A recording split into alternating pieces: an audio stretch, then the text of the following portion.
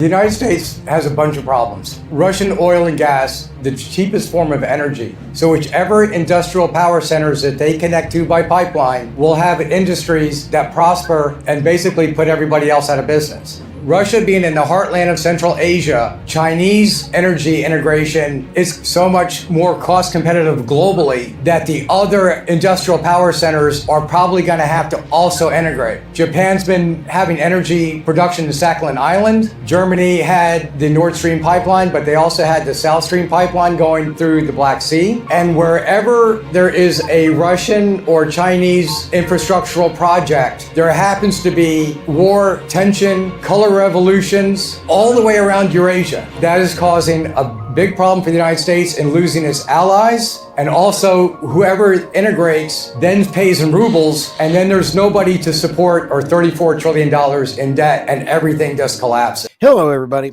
Welcome to the Energy News Beat podcast. My name's Stuart Turley, President and CEO of the Sandstone Group. That was George McMillan at a conference, kind of doing a little bit of an intro. Today, we are doing an update, and we're talking about the Middle East crisis with Syria. We're also talking about some of President Trump's picks and what is going on in the energy space around the world. And with that, welcome, George. How are you today? I am doing great. Great to be on your show, Stu. I'll tell you what, your other one has caused a lot of eyebrows to go up, and it is just crazy how well it's going. Oh, which one's that? Just the one that just went out with the other folks. That lots of people are looking at it. Okay, they should look very, very closely, in my opinion. Wait, yes. To my way of thinking, they should. Yeah, exactly. And when we sit back and we take a look at what's going on, I want to kind of let you drive the conversation around Syria, and everybody is having lots of questions going on about what is going on in Syria. And then we also want to talk about some of the follies with the DOD and some of the things that you just can't buy this kind of entertainment, George. I mean, it's just nuts out there. Well, we were doing the boring seapower encirclement versus land power overland logistical supply routes. We were doing that as a theoretical framework to analyze real world stuff. We had to stop that because there's so much real world stuff. We need to address it. But again, we're addressing it according to the seapower encirclement and land power infrastructural breakout maps. Like if you go just so people know what we're talking about who haven't seen the other shows, in the Mahan, Mackinder, Speakman thought lineage, the sea powers need to take over what Spikeman's rimland. They need to surround the heartland because this is in Mackinder's. Yeah, this is in Mackinder's language. He called the heartland originally the pivot area, and then he called the rimland the inner or marginal crescent area. So, and then anyway, it's the Spikeman's books written at Yale has been the backbone of American foreign policy, and I am just flabbergasted about how many, since the invasion of the Russo-Ukrainian invasion, the war. I'm flabbergasted about how many people in such high levels positions don't realize that this is the backbone of American foreign policy, this sea power versus land power dichotomy. So we've been discussing that because Spikeman was at Yale Grand Strategies, since, he wrote his first book. I got it laying around here on the bookshelf somewhere in 1940, and then it was updated in 1945. He wrote his second book. George Kennan was a student of his, the ambassador that wrote the long telegram from Moscow, and then the X article in Foreign Affairs in 1950. So that five power center doctrine has been the backbone of American foreign policy. The different Ivy League schools have gone and taken those courses, and then they usually go into the intelligence community or they go into business and finance. They tend to take a small percentage of the PhD economists from the quant shops at big finance and send them to those courses also. Yeah, if you go back up to slide set 3, for this presentation, I actually changed things around. Yeah, slide set 3, there you go. The stoplight slide set. What you're talking about with an integration of, we'll just say PhD economists working for big finance and big oil. This is an energy show that deals a lot with big finance and big oil. Yep.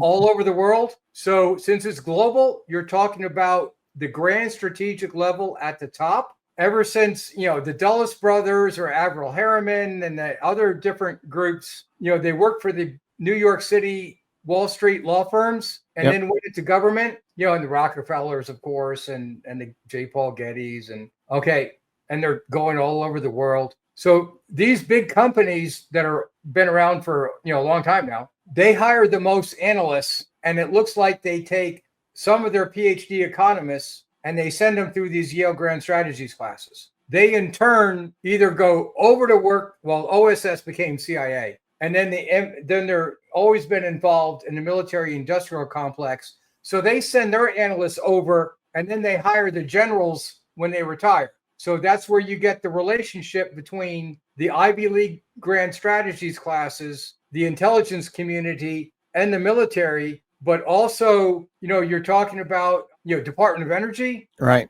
You're talking about the U.S. Geological Survey, that do the surveys to find out where there's likely to be oil and natural gas. Right. So they're hiring people out of those agencies, and they're sending people over. They're sending people over during, as political appointees for a year or two during administration. Then they're also figuring out who's retiring that they want to hire and bring over, into the private sector. So this is occurring at the grand strategic level because we go back to General Wesley Clark's 2007 campaign speeches and his subsequent ones.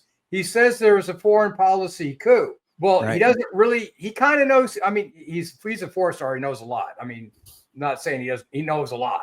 Right. But what I really found out between that and watching all the TV generals, especially on Fox News, you can tell that they're only trained up to the strategic level, even though they're in close contact with people at the grand strategic level. Wow. So what does that tell you? The people just above them are not letting them in on the whole idea. What you bring up an absolutely critical point, and that is in all of the universities and everything else, your theories that match up with the academia and real world are not being taught. Yeah, we went over just a couple of slide sets of my unified behavioral theory. Right. Not for the sake of going over my unified behavioral theory, but I want to show people how I laterally integrate the disciplines. Right. Because while I'm working on that, I'm working overseas and now I'm able to integrate it. But when I can integrate,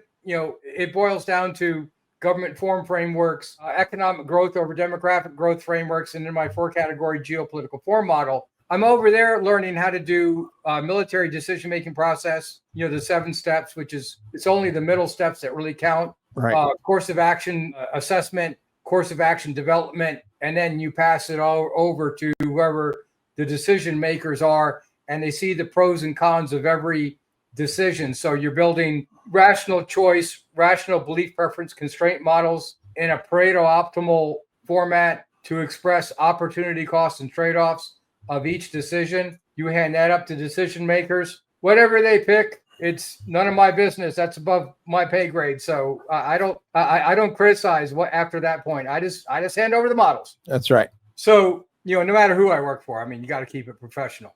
So it's really bad to work for somebody and then badmouth them. So we're never, ever going to do that. I just produce the COAs. They do the selection and then I shut up. Right. Okay.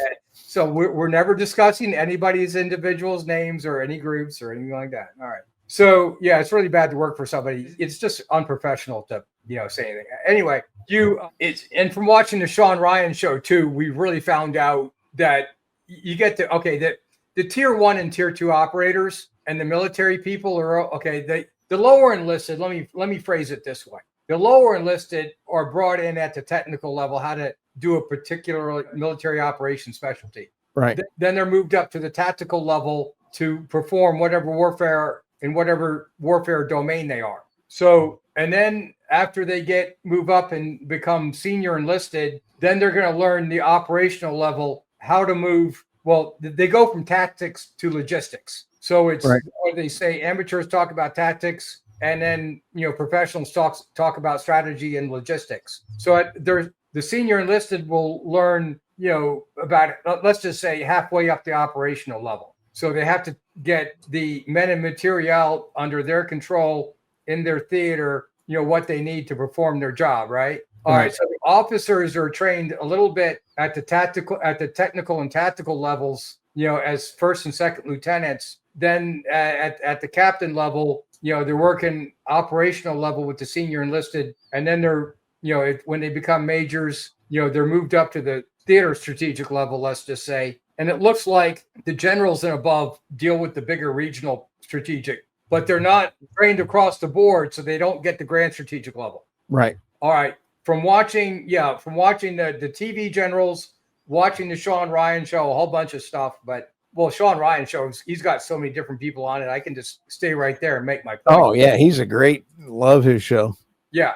Oh, okay. So, yeah, I threw that slide set in there because I can tell that when I'm on the other shows, because I've been on Black Vision Speaks, and I did one with Constantine Martelli and with Working Brother, a few years ago. Well, I still on with him. But on YouTube, I don't do very well because, that's the lower level common denominator. So yeah, small minds only discuss other people. The better YouTube shows that I do watch are discussing news and events. Right. And they're very, very good shows. They really know their area very well. Right.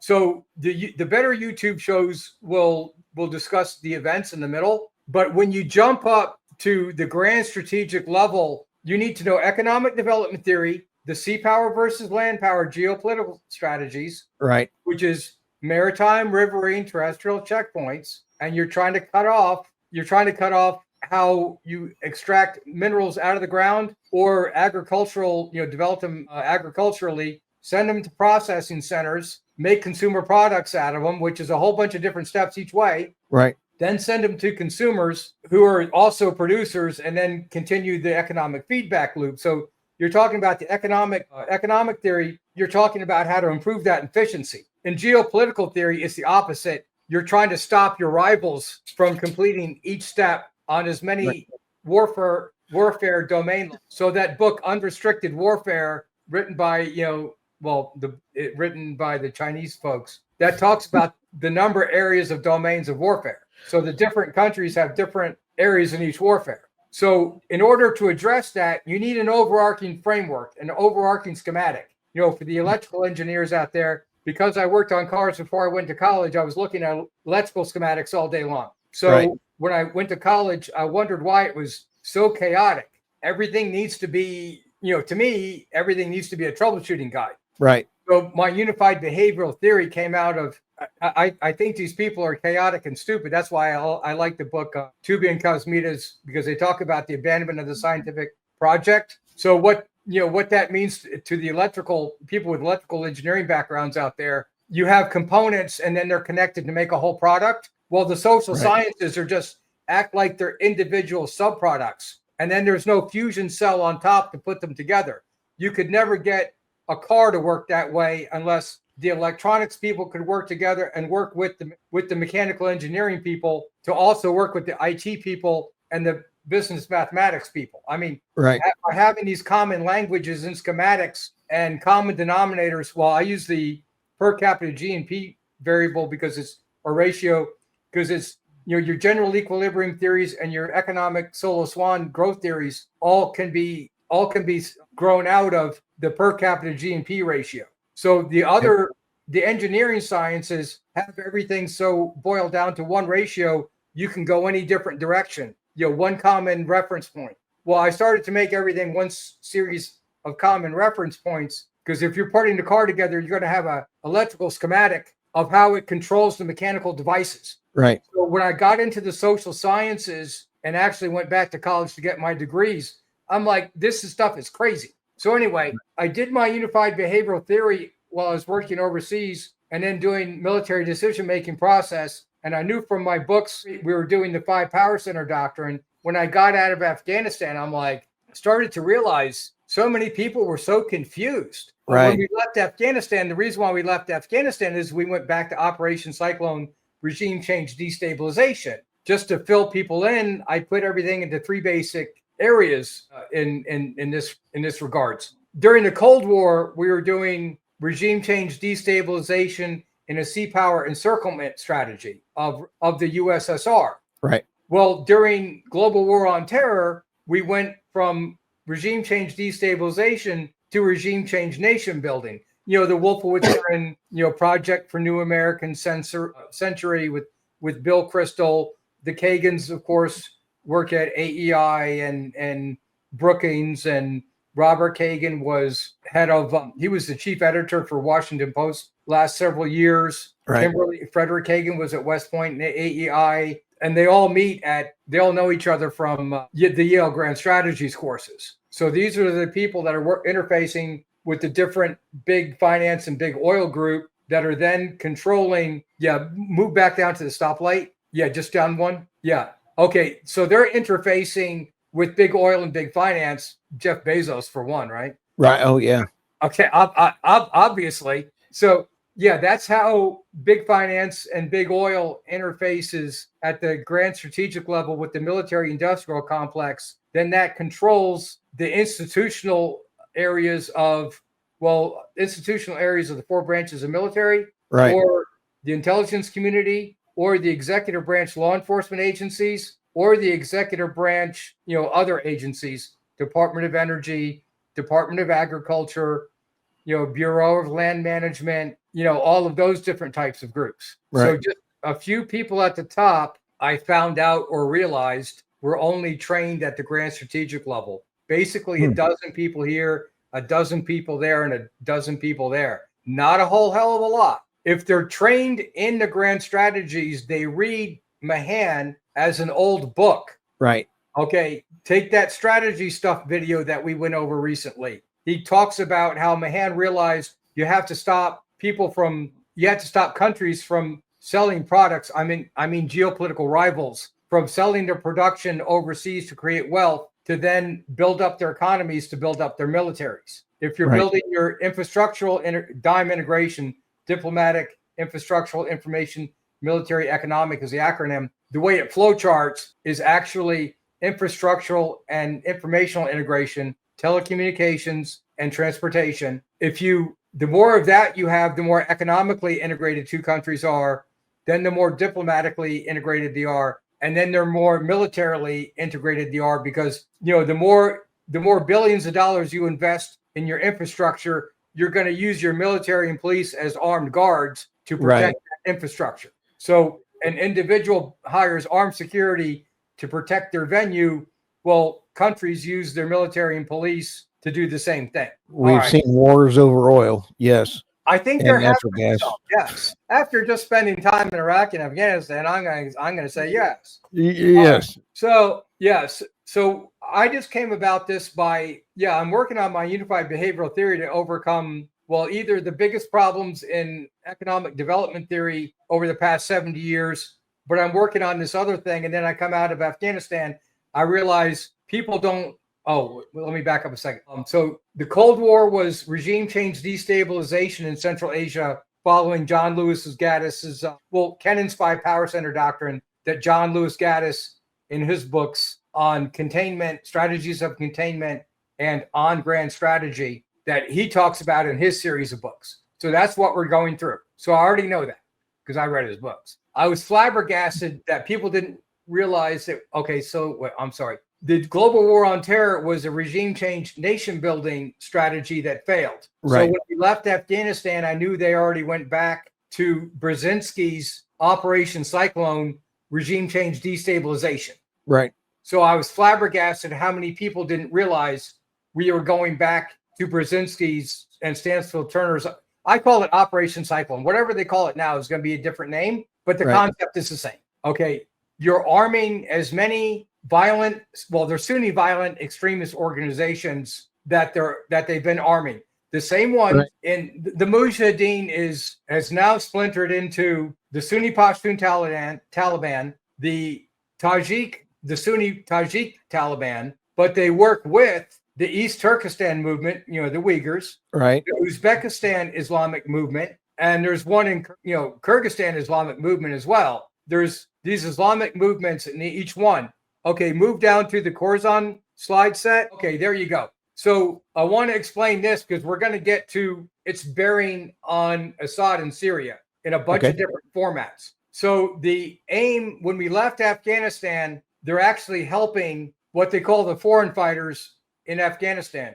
So you got the Sunni Pashtun Taliban, and then you got the ISIS-K group. So the ISIS Khorasan group, guess what their mission set is? To rebuild the Khorasan. Yay, that's in the name. What is the Khorasan? It's most of Turkmenistan, Uzbekistan, Tajikistan, and part of southern Kyrgyzstan. Oh, the light went off. Okay, now what is Eastern? It's Eastern Khorasan. It's not really quite in here, but it's Xinjiang province, China, where the Uyghurs are. So it's not in. They don't list it like that. But if you're Erdogan and you want to rebuild the Turkic Ottoman Empire on the north side and unite, in his pan-Turkic movement, it goes straight through the Russian CIS country, because these countries are the old Soviet Southern Republics, right? So the Turkic groups want to belong, Xinjiang province. It was up to them.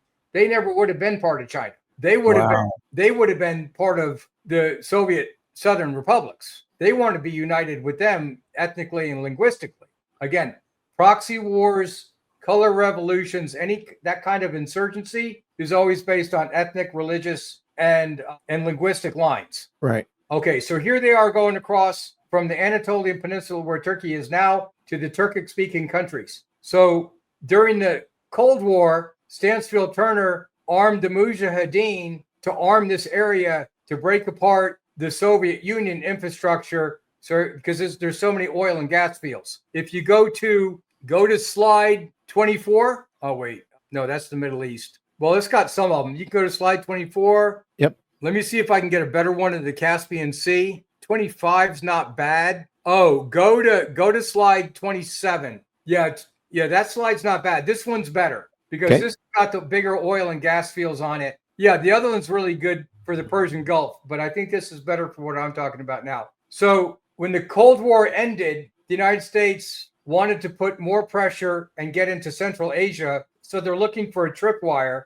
So the tripwire was 9/11. Right. When the Cold War ended and the Soviet Union fell apart, it's a race to get into Central Asia because look where all these oil fields are. Oil and gas. Okay, this is Energy News Beat. So this is kind of germane to your topic, right? A little bit. The Silk Road Project is a race of China to get into this area and get as much Russian, Soviet Union, Southern Republic, Caspian Sea area energy as possible, oil and gas fields. So the Silk Road Project is overland logistical supply routes because they don't want to get cut off in the Malacca Strait. Right. So the sea powers have the maritime choke points. So then the land power strategy is always going to be overland logistical supply routes. Right. As their primary, sea power mitigation breakout strategy as a secondary. All right, so their primary is to get into these southern republics before Russia rebounds. So they do that with the Silk Road Project,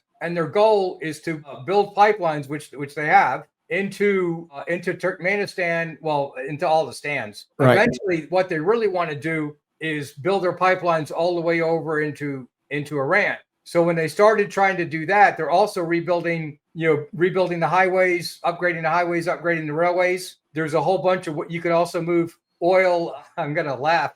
Crude oil by train. Right. Warren Buffett will kill a pipeline to keep that revenue going, right? Yep. He did that really well, by the way. Again, I throw that in there. It's a joke, but it's the truth because that shows how big finance controls and strategic level. Biden would not have figured that out on his own without a major donor. Right. And we explained this in the last one, but why the intelligence community is so intertwined with big finance and big oil is because they hire the most, we'll just say MBAs and PhD economists around. Right. So their network of analysts is so big. And then, like I said, what I find so puzzling is they only train a few of them. They only cross-train a few of them in the seapower versus grand strategies. So the different schools, whether they're military or university or whatever, from what I can tell from sitting here and looking at the generals on TV, they keep it very compartmented what the educational is. But when you're looking at their decision making, they're highly integrated. Right. But they're only teaching these people the curriculum because it's highly proprietary. They're controlling, they're using this to rig the markets for trillions of dollars. And no, I don't really release very much of my slide sets at all either, because it took me a very long time to do that. Right. And so they're proprietary also. I get a few of my sections out there so people are aware of what the problem is and what the solution is. Right. One of the people that's in our group, MBA from Wharton, he understands the grand strategies. We work together, and then we're puzzling. It's too long. Didn't read. It takes an initial hump to, there's an initial learning curve to learn these things. Right. And it's very difficult to get people over that hump. But you can tell the way the big finance and big oil people do it. Right. They do it very easily. They can afford to send their MBA financial analysts to the Yale Grand Strategy seminars every summer. Right. They just don't send that many. They could afford to send a truckload. Right. They do not want to send a truckload of people into that. No. Okay. And they do that on purpose because that's how they can, make a move in the policy or make a move in the business world and then trade at the right time. They're timing their trades that way.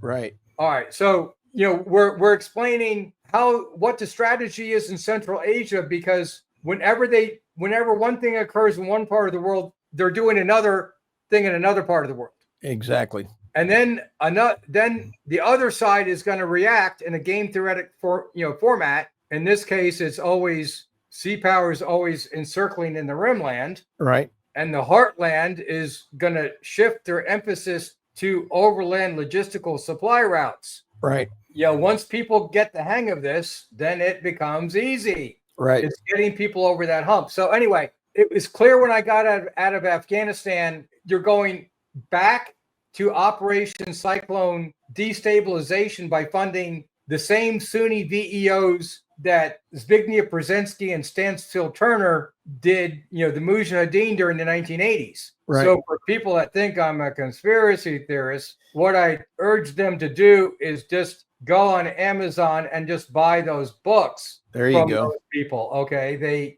Kissinger was always down, at the Kennedy School, was always going down to the Yale Grand Strategies classes where John Lewis Gaddis and Professor Hill taught. Paul Kennedy and those people were up in the Kennedy School in Harvard. They go down there in the summer also. The admirals from the Newport Naval War College go to Yale also. They all meet there during the summers, and a lot of other people too. They go there during the summers, and then they go back to their respected universities. So Kissinger was down there in 67 or late, actually not just 1 year, but a whole bunch of years with Klaus Schwab. Oh, geez. Are the connections being made now? Okay. Yep. So then, and you will enjoy eating the bugs. Yeah. Well, yeah. Okay. Yeah, the World Economic Forum. That is a group that needs to go away. Yeah. So people and people can go right on, Google Mahan and Mackinder and watch what they teach at Leavenworth and watch, the sanitized versions of what they teach at the Naval War College. Or even at the other ones. I mean, there's a lot of videos on it, but when you watch the videos, it's not integrated in what I call a dime integration format. Right. They teach what each theorist wrote at that time. All right, going back to the strategy stuff video where the guy is talking about Alfred Thayer Mahan turning production into wealth. He says, shipping's the cheapest, railroads, then highways, and then he stops. And then remember on the last video we did, I said, he missed the biggest ones because you have oil and gas pipelines. You also have high tension wire electrical grid pipelines or wires. If you're Canada trying to sell Niagara hydroelectric power to Maine and New York, you send it by electrical wire. So the geography stays the same. The technology and how to move product changes. But what do oil and gas pipelines and electrical grid have in common? They are energy. This is Energy Newsbeat. So you're using in covert operations, you're using disparate groups and color revolutions or terrorist organizations to disrupt the other person's ways of transmitting energy. So I knew when I Right. left out of Afghanistan just from reading their books. I'm such a conspiracy theories. I read the books from the military academies, war colleges, and major universities. Right. So, that are publicly available. yeah, you can get them for like 10, 20 bucks on Amazon. Oh, Anthony Blinken even wrote his book Allies Against Ally on that topic. He's talking about Europe and separating Germany from Russian natural gas. I think he was at Yale, if I'm not mistaken. Right. So I just want to say for the record, Anthony Blinken, if you're watching this podcast, you're not welcome as a guest. Have a great life, and I hope you go away. I'm not saying anything. I'm talking about his Allies versus Allies book. Oh, I understand. All I say is I don't want to talk to that. He is one gentleman I just as soon not talk to. Right. I don't have anything to say to that young man. I just don't mention any proper names. I just talk about books. I only mentioned his book. His book. All right. I'll disagree with policies in an abstract without putting anybody's name. I got to keep it professional over here. Absolutely. I have to work with everybody. Okay. And fortunately, it is my podcast, so I can invite the guest or not invite the guest. That's up to you. Okay. So it was clear to me that the United States went back to regime change destabilization in Central Asia. So, and the reason for that, if you go back to the Khorasan slide, you can see why in covert activities you would fund the Sunni VEOs, because what they want to do, the Sunni Pashtun Taliban wants to reform the Durrani Empire. The Durrani Empire went from the Amudarya up on the Tajik-Uzbek border. That's the river. Yeah, it's on that map. And they want to control all the way around until the Indus River in Pakistan, because that's where the Pashtun live. The Durrani line. This map, really, your conversation, I just want to say that is matching into Turkey and into that area up on the upper left-hand side from the Caspian Sea, because Turkey is pushing to try to become the natural gas hub in the whole area over there. Right. And so this makes a whole reason why it's all happening. Right. And I was tracking at the place I was working at the end of 2011 to 2012. I was tracking the Silk Road pipelines, and they're obviously going, to oil and gas fields, because why wouldn't you? Right. Because it's a lot better than rail. Yeah. So then you're going to build, once the old Soviet system was there, so you repave and re-widen the roads to highways. That's a no-brainer. You get rid of that old gauge railway they had during the Soviet era, and you upgrade that to modern standard gauge rail, because China's trying to ship across areas. So they want just standard gauge rail all the way across Eurasia, because they're trying to ship finished products. Right. Again, you get minerals or agricultural products out of the ground, turn them into consumer products. Well, China's the world manufacturing hub. So they're trying to take in as much raw materials as possible and kick out as much finished goods as possible. To do that, you need every kind of upgraded infrastructure as possible. Right. They need all of the above. All right. So in what this map shows is, why would Turkey and the United States be funding the violent extremist organizations? I thought global war on terror was against that, right? Right. Right. Okay. And I say that because, you watch Tulsi Gabbard on Sean Ryan's show, and Joe Kent, great Americans, great people. They get most of the pieces of the puzzle. They need this one tiny piece of the puzzle left, and then everything fits together. This is like putting the border. Your podcast, your discussions with me have opened up my eyes from the standpoint of being able to watch the great Sean Ryan show and watch the general or the colonels or Tulsi on there and realize they're missing the last couple pieces of that puzzle. Yeah. I mean, it's like, it's that obvious once you start taking a look at that. It's pretty amazing. Yeah. And it's because they're only trained up. Well, okay, Sean Ryan's a Navy SEAL, a tier 2 level operator, but but he's got, Joe Kemp is he's a tier 1 operator. He's got a whole bunch of Delta guys on there, but those guys are really just focused on the tactical level. Right. They work enough different areas that they get up to a regional level but they just can't put it together because they're not trained in that. I mean, it took me 3 decades to do the unified behavioral theory, and then that's the underlying methodologies. And then I spent the last 15 years overseas learning this. So you're not going to learn it. Okay, you're not going to learn it in 5 minutes. This is a TLDR. It's too long, didn't read. So and since I have it in my slide sets that are I got thousands of slide sets on my unified behavioral theory and another 1,000 on this. So we're only going to just go over a few sections in that, and it's still going to take a long time because I got to get the overarching. Okay, you go back to the small minds talk about other people, smarter people talk about events, and then intelligent people talk about ideas. Well, here, to talk about how to put stuff together requires an overarching framework.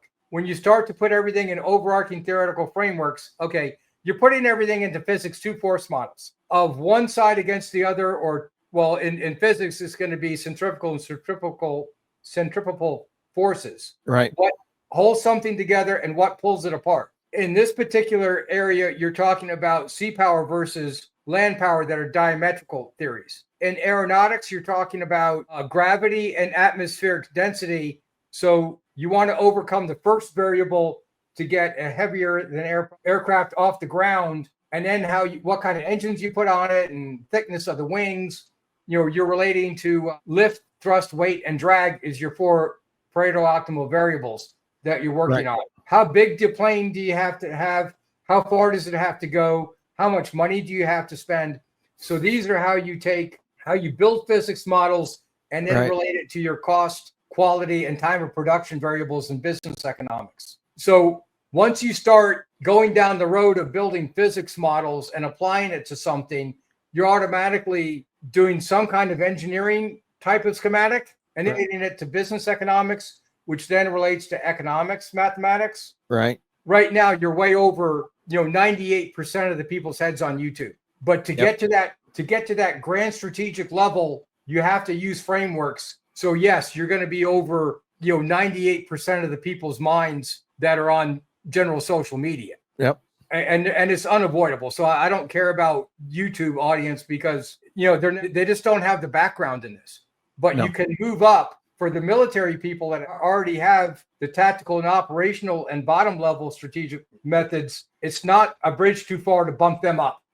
Okay. Or the oil and gas executives or financial analysts that need it. I'm getting great feedback from folks that have watched your podcast. Yeah. See, this is our podcast. Yeah, we're talking about events. Notice I don't talk about other people. Nope, we talk about events. There are some people that I use a lot of negative adjectives about in the background. But we're only down to a couple. And they don't hold public office, by the way. And the only thing we say about them is you're not welcome on the podcast. Now, President Trump, if you're listening, you're welcome on the podcast. And JD Vance, I'd love to visit with you too. I got some, I had some other difficulties. Anyway, some people that didn't really know what they're interviewing with here.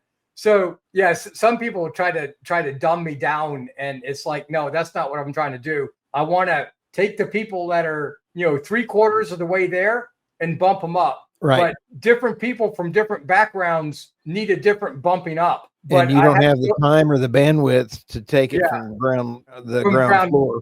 No, please. Yeah. So that's bridge. Anyway, getting back to, that's why we're doing the theoretical models, because Brian Berletic does a good show on color revolutions that works very, very well with what Mike Benz talks about.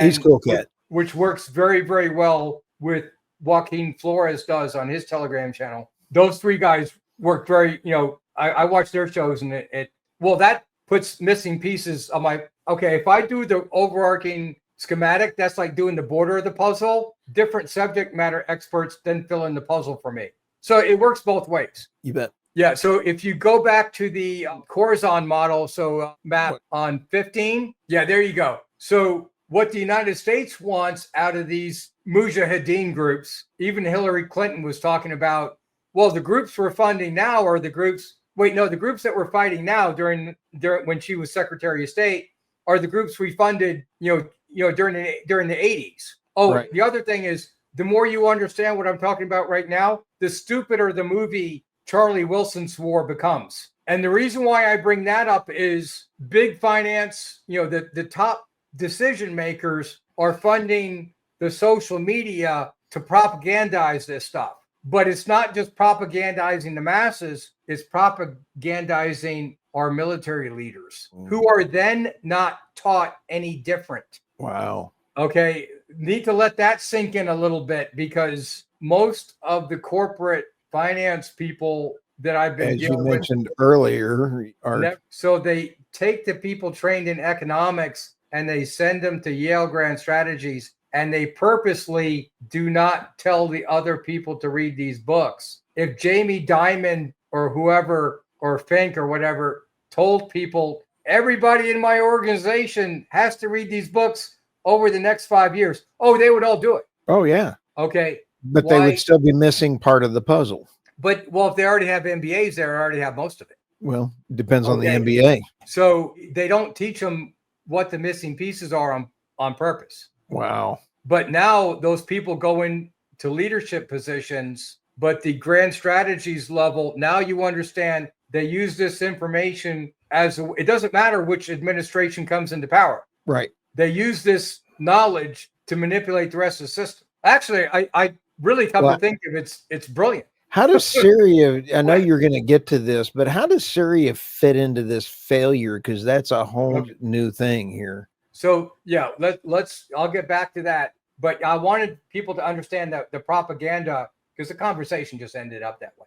So here, the United States pulls out of Afghanistan because they want the Sunni VEOs, they want the Sunni Pashtun Taliban to pressure Pakistan. They want the East Turkestan movement, the Uyghurs, to cause trouble in Xinjiang province in China. They want the Sunni Tajik Taliban to put pressure in southern Tajikistan, where there's oil and gas fields up there on the Amudarya. There's the oil and gas fields. There's some of them. Okay, it has Balk and Temez up there. Well, just to the right of that is Mazar-e Sharif and Kunduz. So the oil fields are up there along the Termez border on the Amudarya. They're on the Turkestan side. They're on the Tajikistan side too. Wow. And in Kyrgyzstan and Uzbekistan, and where Tajikistan meet in the Fergana Valley, the border is really kind of crazy up there. It was done that on purpose by Stalin. But the Uzbekistan Islamic movement is really focused right around those oil fields. I'm sure that's a coincidence. Right. Absolutely sure that's a coincidence. I wanted to go up there a couple of years ago. I didn't quite get over there, and then I had to go back to work. And work really messes up everything. It does. But, yeah. So then you have oil and gas fields in Turkmenistan, basically around the Caspian Sea. I got that in the video in a slide set. I mean, we'll get to that later. So the purpose of funding the Sunni VEOs in the 1980s or today is to be as disruptive. Well, back then it was to be as disruptive to Soviet infrastructure as possible. Now is to be as disruptive and sabotage the Chinese access to that oil and gas as much as possible. Wow. Okay. From the Turkish side, he doesn't want that area to go full towards China or be controlled by Russia, because Erdogan has really wanted the pan-Turkic corridor going across the Caspian Sea into the Stans. So he needs that Trans-Caspian pipeline, which, by the way, Conoco and Halliburton have done a lot of work in building plans for that, by the way. Wow. So that's, and they've been eyeing that for a long time. One guy I was talking to in Baku went on for, he gave me he talked to us for 4 hours. And after each hour, he would say, "Hey, if I'm boring you," I'm like, "No, keep going." He knew all the history. A guy from Louisiana. He had worked in the Louisiana oil and gas fields in the Gulf for, until he was like 20 or 30 or whatever. And then the last 2 decades, he's been in Baku in the Caspian Sea. I just listened to him solid for 4 hours because he knew the whole history of that region when Rockefeller was there and J. Paul Getty and just on and on. I was just, no, keep going. Here, let me buy you another beer. Keep going, please. I wish I had the conversation recorded. The guy was like a historian for that. So Anyway, you got Turkey that wants to come across and build their pan-Turkic movement. you got the United States that wants it destabilized, and they're funding the Sunni VEOs. Turkey's a Sunni country and wants to integrate with the Turkic countries. Azeris are a combination of Turkic peoples and Persians. The Iranian Persians, the Persians are from the Turkic steppes also. Wow. But Turkey would probably love to see Iran disintegrated so they can do their pan-Turkic movement. Right. By the way, this whole entire long buildup has bearing on what just happened to Assad. Got it.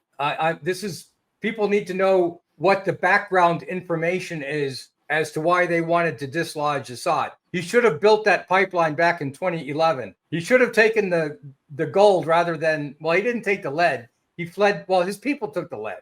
Okay. Right. The silver or the lead, right? Right. So anyway, so Turkey wants to integrate across into the stands. The United States wants the Chinese infrastructural projects disrupted as much as possible.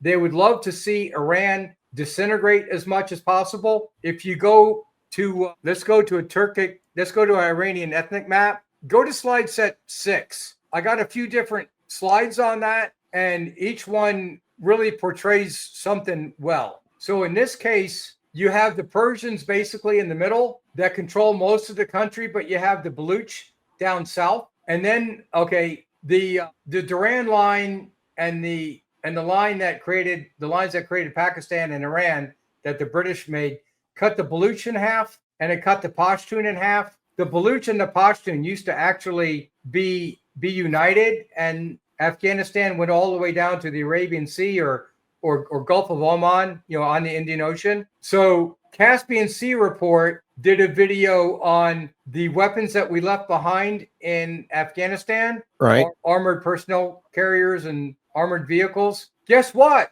A lot of them are showing up in Sistan and Baluchistan. Boy, wow. If you've been there long enough, like Stevie Wonder can see this coming, but Americans just never heard of it before. And by watching Telegram channel, and I know the information is there, so I go look for it. With these models where I flowchart everything, I can find out what the missing information is. Then I know where and how to go look. Right. I was talking to an Epic Times guy that supposedly had a PhD in economics. I broke conversations because he had no idea what I was talking about. He thinks I'm crazy, but I'm like, okay. No, he doesn't know I've been working in the Middle East for so long. I was talking about Myanmar was the conversation, and he didn't understand that it fit a certain pattern. Right. He doesn't see outside influence there. Okay. Anyway.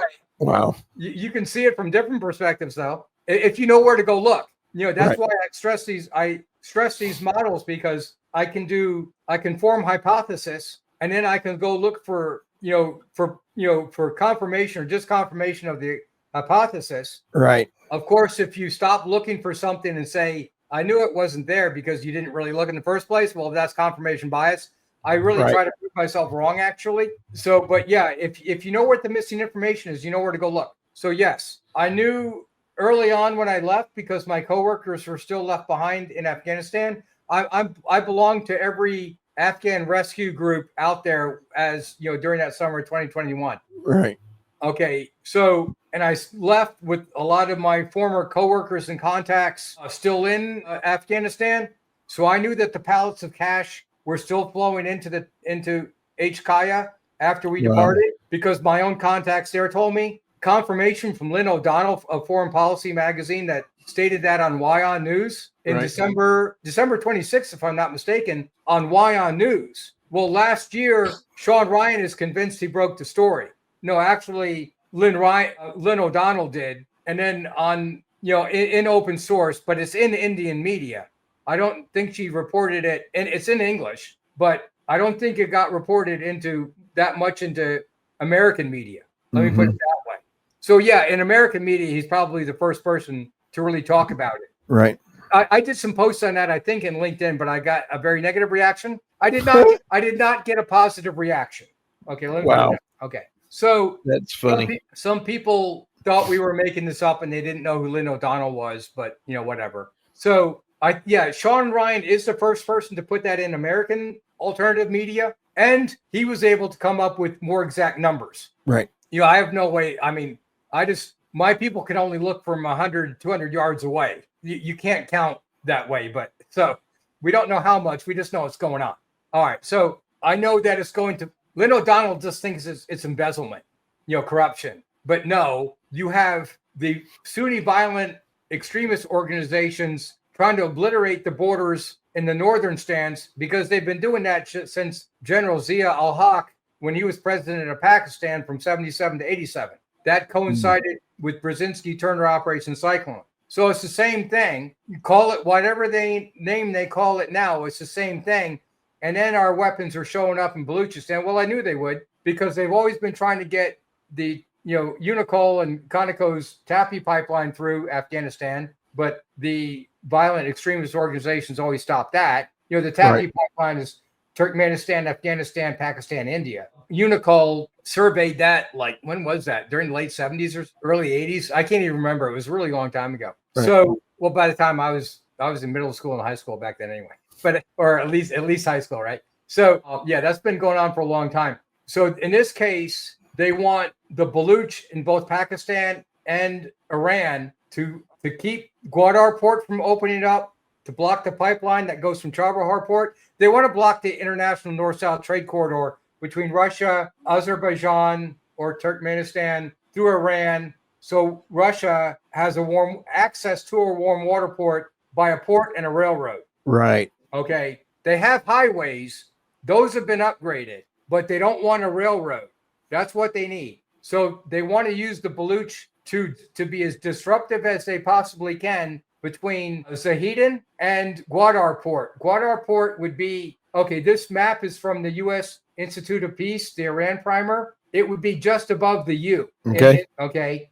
That's where Gwadar Port is. I'm sorry, Chabahar Port. Chabahar Port. Gwadar Port in Pakistan is about where the A would be in Pakistan side, in the A in peace, I mean. Right. So just on that side. So they want the Baluch on both sides of the border to stop those infrastructural projects. What the Sunnis want is they would love to be the energy hub through the Anatolian Peninsula. Okay, why do I say it that way? Maritime, riverine, and terrestrial choke points. Anatolia Peninsula is a land bridge. So going underneath the Caspian Sea, you're going to go through the land bridge that is Iran. All of Iran is a land bridge between the Middle East and Asia. Right. You get to the Middle East, you get to the Anatolian Peninsula, then it comes down to the Dardanelles Strait and the Bosphorus Strait, and then you can, which aren't that wide, you can then ship pipelines or railroad bridges into Europe. So you're talking about logistical supply routes. So again, the Cold War was about the Anglosphere controlling the maritime choke points. When the Cold War ended, you're talking about the Wolfowitz strategy is to control all riverine and terrestrial land choke points in order to control the oil fields, oil and gas fields, and the pipelines. Okay, right. You can ship crude oil or refined oil, whatever, it doesn't make a difference. That goes on tankers very economically, but natural gas, way more economical by pipeline. Yep. So that's why in our Russian natural gas papers that we did and shows that we did, I concentrated on natural gas because it's so much cheaper than every other form of energy and cleaner burning. Yep. Cleaner burning. And I mean, you and I talked about this on the other podcast the other day. Chancellor Schultz wants natural gas from Russia today. Yeah, he's trying to push. He's trying to pressure for an end of the war so he can start buying it again. Yeah, the Ruhr Valley was the heart of the European Coal and Steel Union before it became the EC, the European Economic Union, and what they call the EU now. I mean, that was the heart of it. The Ruhr Valley going over to the Benelux countries. And the deindustrialization of the bad energy policies has crippled Germany. Right. It is pathetic. And going back to the dime national instruments of power, when your economy falls, your military and diplomatic, in Bismarck terms, that and Clausewitz terms, that declines also.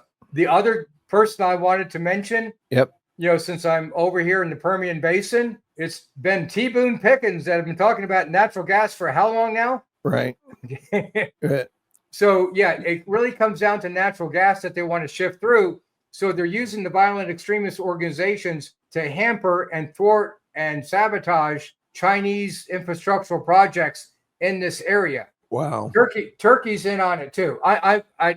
Okay, I don't know that. I'm just making very, very strong correlations. Right. Because wherever happens to be a Russian and natural gas infrastructural project, like I said in the opening teaser, there just happens to be some kind of sabotage, conflict activity occurring. So it's a 1-to-1 correlation all the way around Eurasia. Right. Kind of wild. So correlation is not cause, but when you're talking about a 1-to-1 ratio, you can start making some causal deductions, I think. I think you can. Yeah, because you only have the options of covert policies overt policies and covert operations. You only have those two possibilities. Right. And I'm willing to bet in the Permian Basin and in Texas, because I left Texas this past week at like dark 30 in the morning, like 3 a.m, and there were no drones. So causal effect of no drones in Texas, is it because we shoot at them, or is it because it's a blue state? Oh, New Jersey's a blue state. I'm just being a smart aleck. Okay, never mind. Let's get back to your. If that was the real thing, I mean, okay, the drones are real. Right. But if those didn't come from the MIC, if those drones were Russian, Chinese, or Iranian or North Korean, they would have been blasted out of the sky already. I think so. Okay, they would have been obliterated. I almost feel that it's being teed up so they can put more controlling legislation out to control us more, if you want my honest opinion. So, but let's keep going on Syria. Okay, because we still haven't got to Syria yet, because there's so much activity here that it corresponds to there. Right. So in this area, the Anglosphere is pursuing a seapower encirclement strategy by funding the Sunni VEOs since Brzezinski and Turner. The Erdogan, since the fall of the Soviet Union, he wants to control the stance because they're Turkic, they're historically Turkic-speaking countries, because the Turks and the Persians moved from the steppes just like the Mongols. The Arabs come from one direction, the Turkic tribes come from the other, right? So he's doing it for those reasons. Then Putin in the heartland in Russia sees them as competitors. China wants that oil and natural gas to go east to feed themselves to avoid the Straits of Malacca. So that's why this area that most Americans don't know anything about is so pivotal. Right. If you go back to a Mackinder video, slide set rather, and where are they? Yeah, this is such a pivotal area. Brzezinski talked about it in his books. Go back down to slide 20 for just a second. Yeah, the Black Sea is easier to see. Everything else is not very differentiated in this particular slide. The Persian Gulf is where the A is in Spikeman's Rimland. But since there's so much oil and natural gas in the Arabian Peninsula and the Caspian Sea and in the Black Sea, go back up to, hold on a second. Let me get a better map. Let's go to slide 24. Oh, could you give me 1 minute? Yep. Yeah. You're going to have to cut these. Okay. We're recording again. Okay.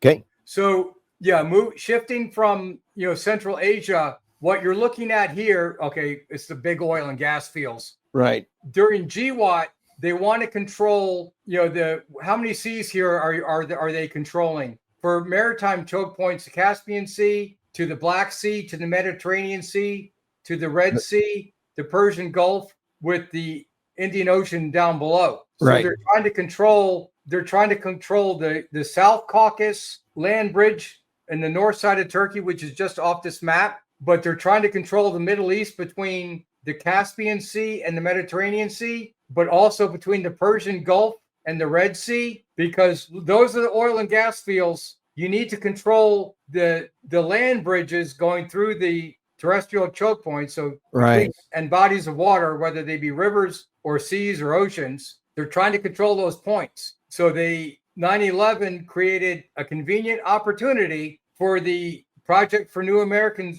Century, or Institute for Study of War, its new name, for them to move into this area. And then General Leslie Clark, name the countries at random, if you name them in order, you're going from Lebanon, Syria, Iraq, Iran, and into Afghanistan. Why do you want that? Well, just look at where the oil field maps are, and then just imagine how you would build pipelines. Exactly. Okay, the pipelines need to go to the Ruhr Valley. That's what it boils down to. Needs to go to Austria, where their manufacturing facilities are. So you're talking about Rotax and KTM and the different German factories that are there from, well, Right. they're BMW, VW, Audi. They have factories down there. There's a sense of urgency to get this done because Germany is failing at an incredible rate, and they have got to get it back online. Right. So, during that Pen Club meeting that we opened up,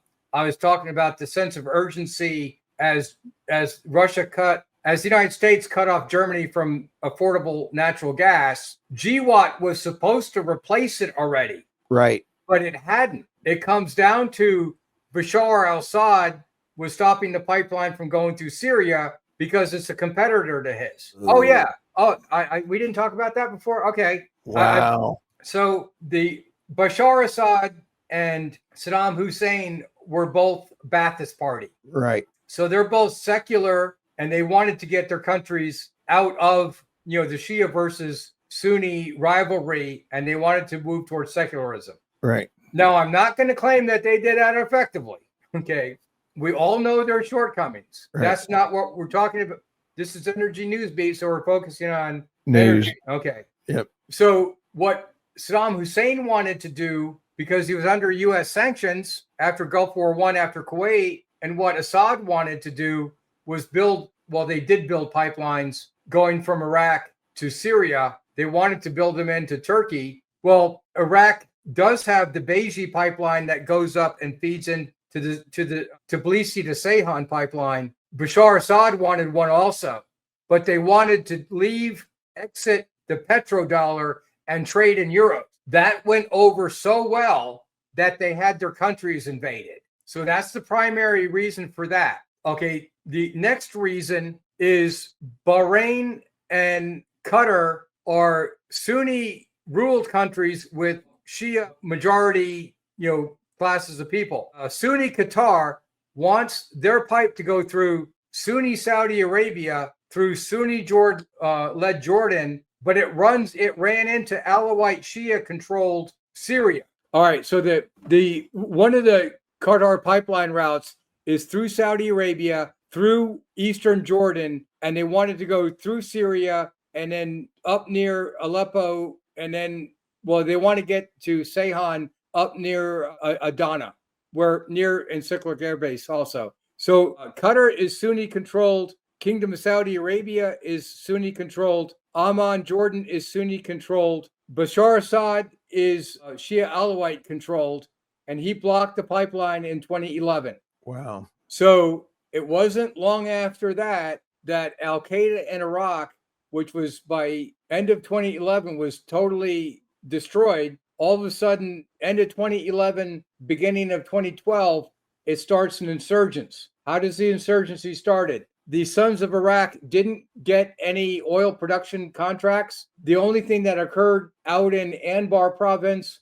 was just drill and cap contracts, just exploration contracts. Right. So they got mad. They couldn't support, their constituency out in Anbar, talking about Ramadi and Fallujah. The Sunni route out, Route Mobile, if you worked in Iraq, but along the Euphrates River. So what happened was they have their Friday night prayers in Islam, and then they had their Saturday feast. Well, the feasts in Ramadi and Fallujah and all along that border were being catered by people. They're being catered by people with, according to Fars News, GCC accents, American aircraft, and they thought it looked like U.S. desert camouflage. But since we do foreign military sales in that region, it's different CC countries that were paying for this. Wow. You had that. Once you have free food, you have people going there, getting food. And then all of a sudden, Al-Qaeda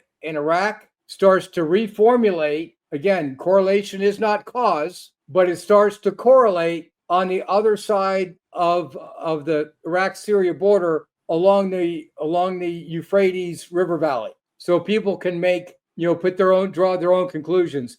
These Sunni Arab tribes, they've been there for, literally since biblical times. So they're there for, millennia before there was the Syria to Iraq border. So they don't really recognize it, because the Bedouin tribes have literally been going back and forth across the desert since the time of Moses. Right. So you're going back 6,000 years. The Brits just put those borders in, during the Sykes-Picot Agreement of 1917. So before that, they just go back and forth. So they don't really recognize those borders anyway. I mean, they weren't put there by Arabs. So it's strongly coincidental that Al-Qaeda in Iraq starts to, reconstitute, but they call it the Free Syrian Army. And for for people that think it's a conspiracy, just Google General Austin's testimony before Congress during this time period. He was given $500 million to train and equip the Free Syrian Army. Just replace that with Sunni violent extremist organization, Al-Qaeda, that's tied to Ayman al-Zawahiri. Ayman al-Zawahiri is formulated Al-Qaeda with Osama bin Laden, but he's most known for being involved in the assassination of Anwar Sadat back in 1981, just to give people some historical knowledge on who this person is. So he had a wing, and then ISIS was run, Al-Qaeda in Iraq and ISIS had their allegiance to al-Zakari from Jordan, who was then replaced by Abu Bakr al-Baghdadi, and an Iraqi Sunni Arab. So that's where these two groups were fighting against Alawite Shia. Syria is a Sunni majority population. And yes, had Bashar Assad, let that pipeline go through and didn't try to run his own pipelines through with Saddam Hussein and pay in euros, he might still be in power. But manufacturing consent by Noam Chomsky, had he let that go through, he probably would have been glorified as a hero. But now he has to become a vilified villain and then dehumanized with the media. And that's why he had to leave all of his cars behind. Yeah. Oh, his Hafez Assad, I'm sure, socked away enough money for several lifetimes. They'll be fine. And, with houses all over the place, especially in Russia. I'm sure, but somebody else will enjoy the cars, right? Oh, yeah. So that's what the demonization... Yeah, that's what the Free Syrian Army war against Assad is all about, running these pipelines. Wow. So let's end it there. Just to sum up, we talked about what's going on in Central Asia with, back to Operation Cyclone and why we left Afghanistan in such a chaotic mess. It's back to regime change destabilization of Russian and Chinese pipelines using the Sunni VEOs, and then reusing the Sunni VEOs out in the Syrian desert, the western desert of Iraq. Plus, you have the Turkic strategic plans of wanting to unite across the Trans-Caspian Sea. So, of course, with Aliyev and Erdogan in Turkey and Azerbaijan, the Armenians are in the way. So you have all these things. They say one nation, two countries is what they're saying is. So they have one set of strategic plans. The United States has a set, and then Russia and Iran and China, they want to wall in together and keep the United States out of it so they can direct the energy and capital flows to strengthen themselves.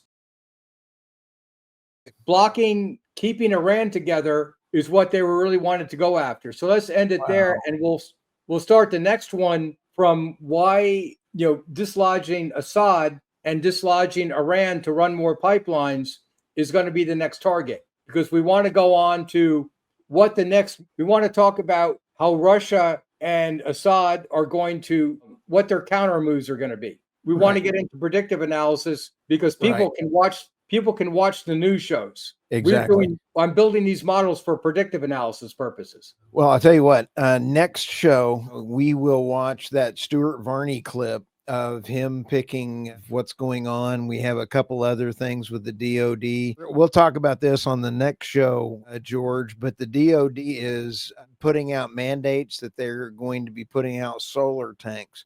I am not kidding.